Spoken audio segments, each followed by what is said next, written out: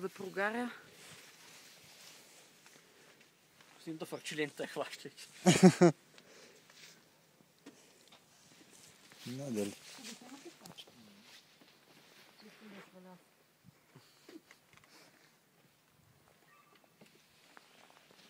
А друго какво може да се види тук? Ей, там има някакъв хотел.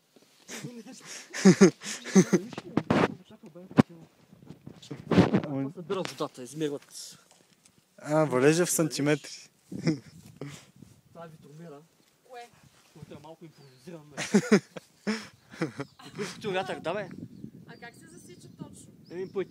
Чак толкова точно не, но ако надхвърли това цялото нещо, защото някаква така постоянно, значи е над 144 км в час. Уау. А това нещо? Важност ли измерва? Или може би е някакъв сигнал?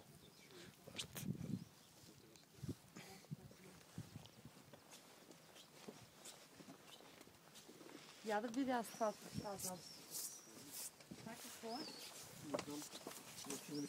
Това сателитна чиния без чинията. Да, най-вероятно нещо такова. Верно. Да. Аз се видях в камиона всъщност. А то е легендство. Най-вероятно той събира вода. Да. Миете дядо, те са някакви приематели. Ето виждаш ли сега колко е по-висока тази кула? Виж, она стига някъде до тук. Унази не се вижда цялото. Не, вижда се, виж. Тя е само дебеличка така. Там вътре не може да се завърне. То всъщност каква? Колко са високи кулите? Нямам идея. Значи това по принцип е 2374. Тук? Да, нали измерването е давно тази височина. Не 76, не 76. А 76 кое е? Тя точката се пада и тук за тия сгради. Котата. Аха. Аз съм скачила над 2000 метра, бе. Последното ви качване беше 1000. Колко беше голи връх? Той черни връх е високо. Над 2000. Аз не съм се качала в Пешан. Да. Да. Какво метри? Термометри. Как да не гледам? Искам аз да видя. Аз съм учил, това ми е интересно, не съм виждала никога как става. 9,5. Това е живачен термометър седна. Те двата са живачни, но той е мокър, той е сух. Мокрия, какво е смисъл? Feels like, дет се измерва. Усещането за температурата. Най-вероятно. Има някаква разлика между двата. Да, защото температурата е нали температура и feels like еди какво си. А тази лампа за какво е тук? А това за какво е? Това вече, но това записва... не беше. Топ. Трябва да питам. Това постоянно се чертае. Аз и странната милиметрова хартия. Тя някакво Я да видя, тук колко пише?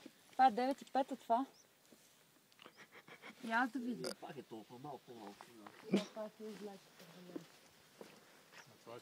Това по-малко тук го отвориш. Не, това е 10. И това е 10. Аз тук виждам тази... Гледай по-финно сега. Аз финно гледам. Включи микроскопа. Ама не е абсолютно. Не е сизмограф. Значи едното е точно 10, а другото е 9,9. Вече се печи, тук се отворя една да се гледа, защото... Може. Какъв случай става? Тия барабани какво записваха? Много ми интересно. Са долу, ще обясня. Надали. Кратко ще обясня. Какво ще кажем тази джаджа с кардиограмата? За какво е? Там